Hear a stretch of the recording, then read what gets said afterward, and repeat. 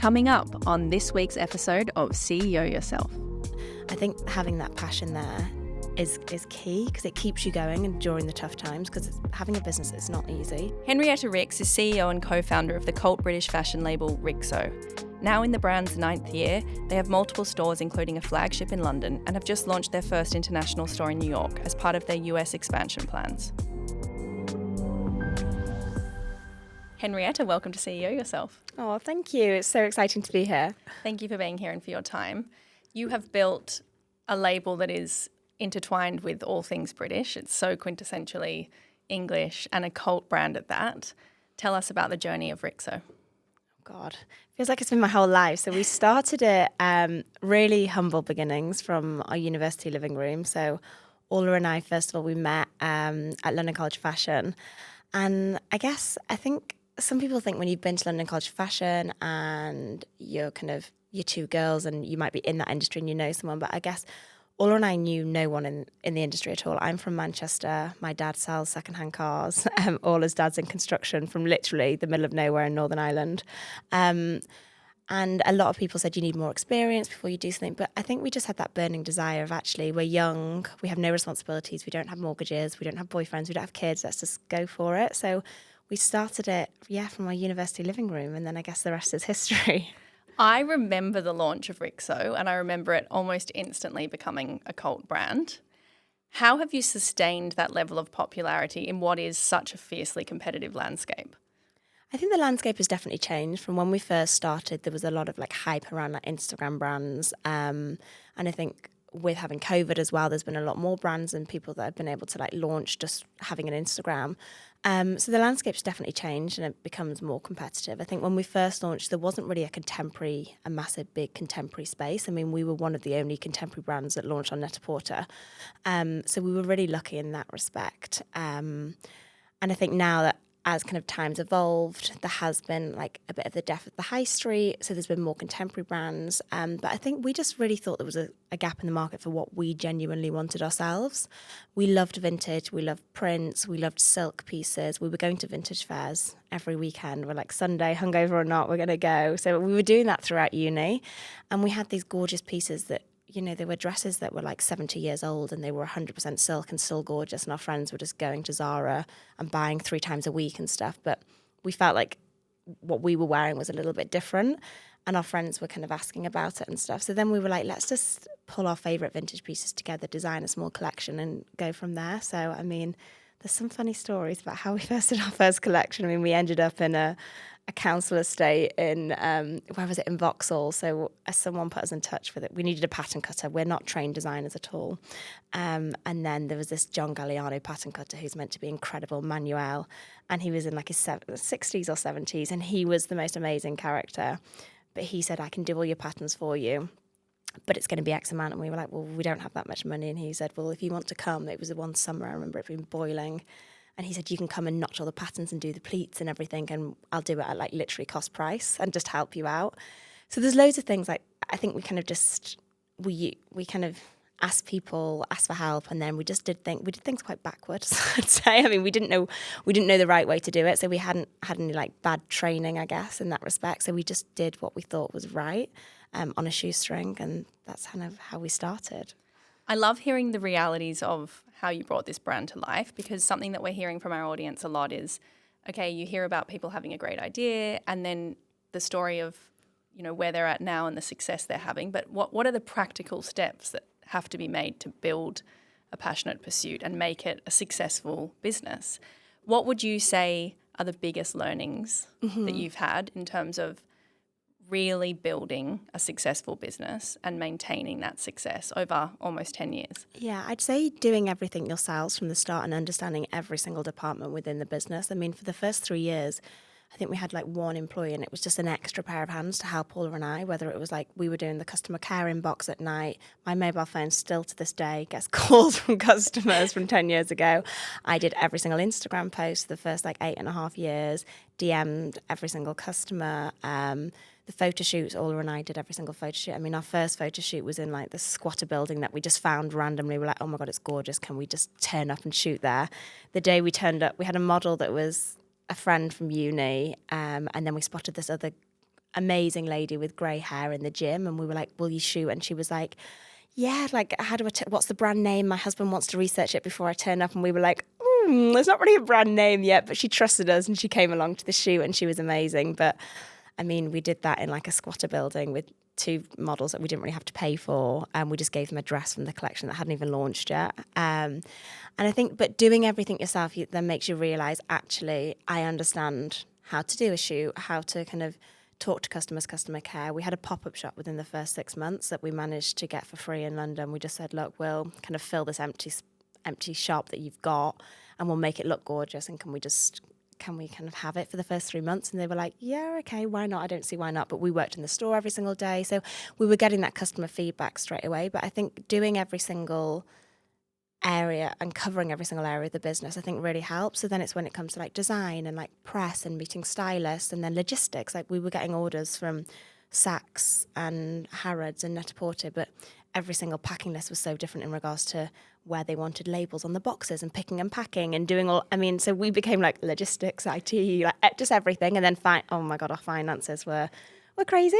So we used to make invoices on PowerPoint and screenshot them and send out because we were like, we can't afford an accountant. We'll just do this.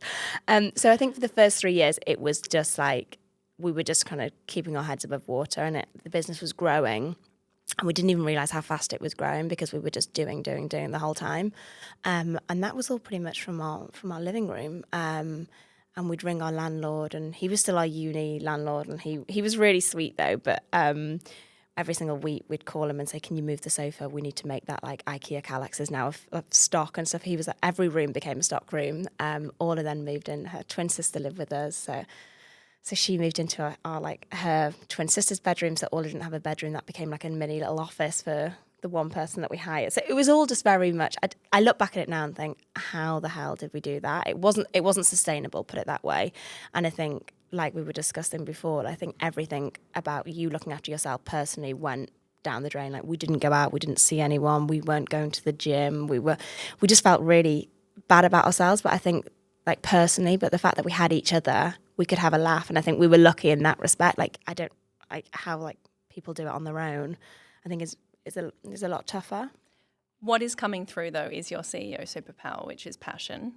Because you are obviously so passionate about the cause and the brand that doing all these crazy things, it lights you up and you're in flow clearly, you know. Did you always know that fashion was your passion, or vintage fashion was your passion? Were you born knowing that, or where did it come from? I think it did come from a really early age. So my grandmother and my mum, we used to go to vintage fairs or auctions, or we'd find like random places where there were vintage shops just around the whole of the UK. So every weekend, my mum and my grandma would take me to places, and I was seeing that. My mum still is at like auctions every week and like sending me pictures of stuff. So I think she like kind of trained my eye, and I just loved it. And I've got 4 older brothers and I was the only girl. So I think I just naturally just went along with my mum, and she was very much kind of like into fashion, but not in a sense where it was like high fashion. I mean, we were from the north of England. It wasn't as if we were in London and in the city. But I think definitely vintage fairs and that kind of finding things unique, I loved. And like the styling definitely came from my mum. And then, I found one of my best friend's older sisters went to London to go and study fashion at London College of Fashion. I was like, oh my God, I didn't even know you could do that, and then did that. And then I think slowly things started to evolve, and I realised actually you can have a career within fashion. But I think the idea of setting up my own business didn't scare me. Everyone says, oh, what's your plan B? And I was like, Ola and I didn't have a plan B. I'm quite competitive. I was like, I would be mortified if my friends and my peer group think that I'm setting this up. And and at the time, like it was like not many 22-year-old, like amongst my peer group were setting up businesses. They were all like finishing uni or going off and doing graduate courses or taking a gap year or whatever. So I would have been really embarrassed if like I set something up and it didn't work. I would have been mortified. So I think we didn't really have a plan B, really. We went for it. But we're so passionate about everything we do, even still to this day. Like when we meet customers, like I will talk to them for half an hour or 40 minutes and find out how they discovered RIXO, what they wear, what they like, and almost like what they kind of, do you think it's changed over the years? Tell me. And I think having that passion there is key, because it keeps you going and during the tough times, because having a business is not easy. How would you encourage the listener to find their passion if they don't know what it is and if it wasn't kind of ingrained in them and their lifestyle from a young age? What would you say? I think it is a really hard one. I think sometimes you naturally just know what your passion is, but I think if you're trying to find something that's a passion and you think it can be a business, then I'd kind of separate it and just think, actually, what is my passion? It could be someone's passion could be fishing. It doesn't necessarily have to be something, or like it could be a sport, or it could be something that's actually quite different to what they think a business could be. And then or an artist or someone that's kind of passionate about art. I think there's ways of if you separate it, thinking, how do I make money out of this and make it a business? And then what is my passion? I think trying to think of your passion first and just take away the scariness of setting up a business around your passion. I think then it's something that's really true to you and something that can actually take you through the tough times. So I would focus really just on what do you do at the weekend outside of work? If you've got a job and that's your 9 to 5, what are you finding yourself doing in the evenings? If you're scrolling on Instagram, what are you looking up? Are you looking up cooking recipes, or are you looking up kind of horse riding, or what is it that you're looking up, I think, in your spare time? And then I think naturally that would be your passion. I like what you said about not having a plan B, because it helps, even if it's not necessarily your truest calling, but if you're working on something and you give it 150% and there's no plan B, it makes it easier to work those late nights and lean in that little bit further and that little bit harder to make it happen. Yeah, absolutely. I think, we didn't have it. We didn't have that plan B, and I think, like you said, exactly to what you said, it makes it a lot easier when there are those tough times and you're doing all-nighters, or you kind of, things go wrong because everything doesn't go right and you don't have all the answers, especially we don't have any external investors, so it's just all and I 50-50. So I think we don't have someone or a board that we can go to and say, oh, what do we do now? Or do you have a contact here? It's literally all and I at the end, every single answer comes up to us and then we've got to make the right decision. And that's tough. Really tough. And what you have achieved now is just extraordinary. You now have a huge flagship on the King's Road. Store in New York. The brand is growing. It's now even globally recognised. How would you encourage the listener, once they find their passion or their calling, to bring it to life? I know you've discussed how hard you've worked and never giving up, but what are some of the practical tricks and tips that you've learned along the way that would support the listener to bring their dream to fruition? I would say cash flow is key. I think a lot of people, it depends how you want to grow your business and the scale of how you want to grow it. But I think for me, cash flow is key, and Ola and I were always so careful with every single pound we spent. I think it was because it was literally our money and we didn't know, it wasn't as if at the end of the quarter we had an investor to call up and we could go to another round and get another £1 million, or every single penny we were putting into the business was our own money, and that was done from literally babysitting at the weekend, walking our neighbours' dogs, and kind of not spending a penny on ourselves. So I think being really careful with your cash flow is key from the very, very start. Don't expect to be paying yourself crazy salaries or expecting to be living the life of Riley at the weekend and then coming into work on a Monday. I mean, it is 24/7. It's all encompassing if you really want to give it a go. So I think being really careful around what you spend money on, and also it makes you more creative when you don't have the money to kind of spend and chuck at something and get the brand new thing the most expensive thing we spent, I think, was our laptops and our camera, and we couldn't even outsource all our flat shot photography for all our clothes. We used to literally sellotape it to our white walls in our bedrooms, take the photos, learn Photoshop, and just we did everything ourselves. So we didn't spend much money on RIXO in the first 2 years. It was we got a camera and a laptop each, and then the stock obviously did cost, but we managed to get really good payment terms with our suppliers. So I think that's another thing as well, making sure you understand your outgoings and what's coming, because you could be profitable, but if your cash isn't there, then it can really kind of become an impact on a business. This is such a refreshing conversation, because this is what CEO Yourself is all about. It's about stripping back the glossy layer. Yeah. It's not glossy or glamorous. The truth of what women like you are doing behind the scenes, and how hard you're working and how hard you're sacrificing to bring these brands to life. What is the brand like now? It's obviously wildly successful, and you now have had huge financial success. Yeah, I guess when you're in it, you're always seeing the things that you can improve and stuff. So Ola and I are always our worst critic. When someone comes in, we just want to hear what they think's bad about the brand so we can improve it the whole time. We have been, I guess, fortunate in this stage where we've got to nearly 10 years of business and we don't need external funding. We've been really careful with our cash flow.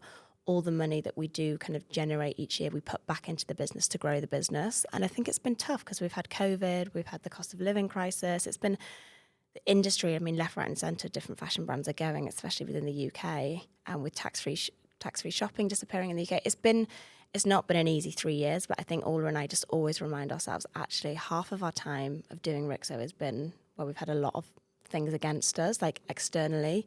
So we're really looking forward to the next 2 years and just hopefully riding that wave of things coming back and the consumer spend coming back. You've always prioritised your Humans of RIXO community. Talk to me about the importance of your RIXO community. I think the community is one of the things that Ola and I are both so passionate about. We have that real kind of human connection with everyone, or we try to with all our customers. I think it started just really organically. So I was doing the RIXO Instagram and like DMing customers and saying, can I share this picture? Then they'd start communicating back with me and saying, yeah, I've got some more actually. And they'd send you 10 more pictures. And then we'd just start reposting them the whole time. And then the hashtag Humans of RIXO was one that we had literally from the living room that we first started with. And it's just grown and evolved as the brand's evolved. And we now have people like, when I was on holiday last week in Mallorca, I saw a lady was wearing a RIXO dress right behind me at dinner one night, and I was like, I just have to go and talk. Normally I don't, because I'm like, I don't want to, but I was like, oh, you look really gorgeous in your dress. And she was like, oh, and then she said to me, I'm a Humans of RIXO. And I was like, oh my God. I was just like, it was just such an amazing moment, because I was like, oh, she's actually really kind of bought into the brand. She's in that community. And I think it's amazing to see celebrities wearing your product, but I think there's nothing more kind of like touching to me anyway than seeing someone randomly on the tube or like walking their dog or at a party, or like your brother randomly sending you a picture being like, I've seen this random girl in a restaurant, is she wearing RIXO? We call it RIXO in the wild. And it's just, that's really amazing. So the community and the diverse community that we've built, that's been global. We've always tried to build a global community and not be this like London-centric brand. So whether it's like Australian girls wearing it or girls in New York, and American now is more of a focus for us as like a business strategy, but growing that community and doing what we've done here in the UK is something we're really passionate about. You must be so proud, and all of those late nights must pay massive dividends when you have moments like that. Yeah, it is, and I think it does make it all worthwhile, because when a customer's like, oh, I feel amazing, or my husband complimented me for the first time in years, or actually I saved this for a really special occasion, then you feel like, we're not curing cancer, so aware of that, but actually if you can make a woman feel like her best version of herself and feel really confident, then I think that's our job done. Tell us what's next for RIXO, because obviously you're launching in America, the brand is booming, even in tough times, as you said. Where do you see the brand going in the next 5 years? So I think it's really growing that global community is something that we're really kind of putting at the forefront of our minds. And the US as well is definitely a big strategy area for us to focus on. And when we say the US, it really is New York and LA as like those two places to really focus on. So New York, we've launched our first store, which is really exciting. That's in Prince Street, right in the middle of kind of Soho, Nolita area. And just getting the customer feedback of the customer coming in and the data from what she's buying when she's in there is just so powerful. Developing our ranges as well, so that we're not just seen as a dresses brand for a wedding guest dress. And I think I don't think I've ever been to a wedding and not seen someone there in RIXO. Which is amazing, and that's where we kind of we do own that market within the UK anyway, but there's a lot more to do, and we don't want to deviate away from that. We're aware that that is our kind of like, that's our DNA of the brand, and that's what Ola and I feel really passionately about. We wear dresses, we have done for the last 10 years. Like, we don't really wear jeans. Everyone laughs in the office. They're like, we've never seen you wear a pair of jeans. But we just love dresses. So I think we'd never shy away from the dresses, but it's developing the different categories. So like knitwear, coats, outerwear, different fabrications. So we're really excited to kind of build a broader breadth of product for the customer to buy into. So whether it's like T-shirts and jewellery. So I think that's a big focus as well as growing internationally. You said at the beginning you were so busy building and doing the things, building the brand. Were there key moments when you thought, okay, well, we're onto something great here? Like, what were the key moments in the brand's life cycle thus far where you were like, okay, we've made it? I don't think we've ever thought we've made it. I think because we're always when you were at Buckingham Palace recently. No, I think they're really nice moments. And we were like, Ola and I said to each other when we did that, we were like, we need to enjoy today and not not think about RIXO, not think about the problems, or not kind of stress ourselves out that we're not at work and we're not in the office and we're doing this. Because normally we would have said no to every single invite in the first 4 years. Like we weren't like, I think there's a big social group of girls in fashion within London and all different cities. And Ola and I were like, we'd sometimes be invited to parties, most of the time not, but we'd never go, and we'd never went to any parties or events or anything. And then when we got that particular invite to Buckingham Palace, that was really special. But we did say to ourselves, let's take the day off work. We can go, we can enjoy it, meet loads of customers. And that was amazing. But I think key pivotal moments that I look back on, one was probably when we launched on Net-a-Porter. I mean, no one knew who we were. We were in a few random boutiques in the UK, which were brilliant and really supportive. And we had our own website and like a little pop-up store in Covent Garden. But when we first launched on there, we were really nervous. We were like, oh my God, people are only going to go to Net-a-Porter and they'll never come to us. But literally within 24 hours, the next morning, we logged onto our Shopify and it was incredible. We were seeing orders from all over the world, like random countries. And we had our best day ever that we'd had in like the first 2 years. So we were so excited that the awareness that gave you and the gravitas was really an important moment, I think. Another moment was our first London Fashion Week show as well. That was just like such a buzz and amazing. So I look back on that and everyone was like, who's doing your casting? Who's doing your production? Who's doing this? And we did it all. We were literally like, Ola and I. So that was even like the models that we picked, we scouted literally on the streets randomly. And then, we went to like the fruit market. It was all a big fruit market theme.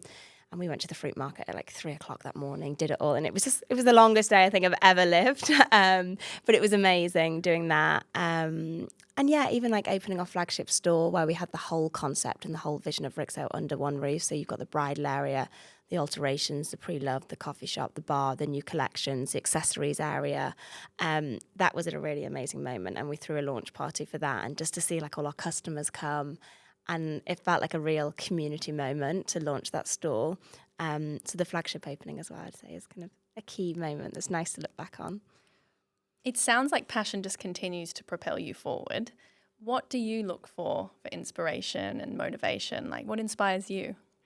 There's lots of things. I think vintage fairs and kind of just seeing things, or like auctions and seeing like old Vogue catalogues and things like that, I think are always really inspiring. I think customers as well can be so inspiring, like talking to customers and hearing what they do. We've got some amazing career power women that are customers and wear RIXO for their most important board meetings and stuff. And I think they're always really inspiring to think, actually, there's a whole community of women out there that are so impressive. So surrounding yourself by amazing women, I think, is really inspiring. And our team as well, like we've got an amazing team that's mostly women in our head office in London, and everyone's doing different things or going to different restaurants.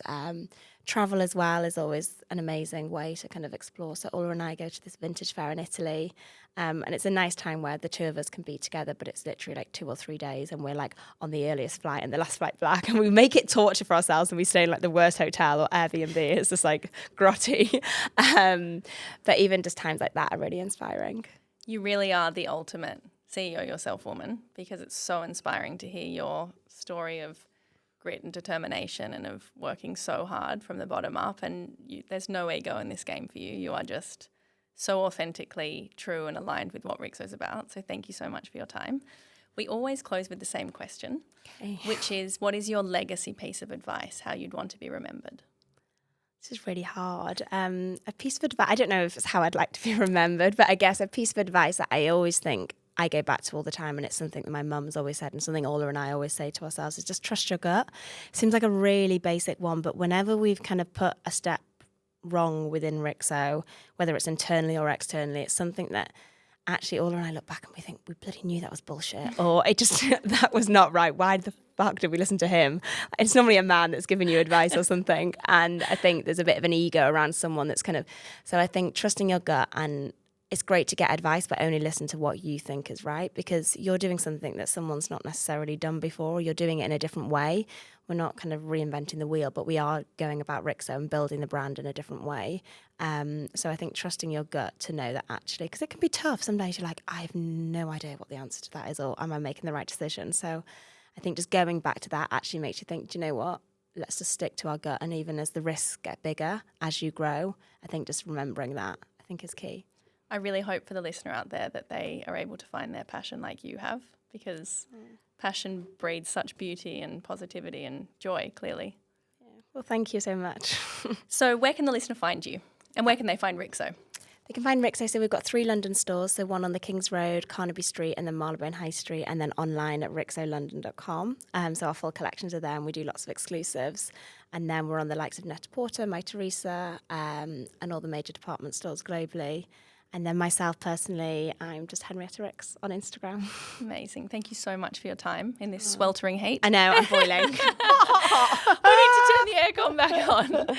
Thank you so much for being here. Oh, thank you for having me. It would mean the world to me if you would share today's episode with someone you feel would enjoy it. And don't forget to hit subscribe, like, and leave a comment.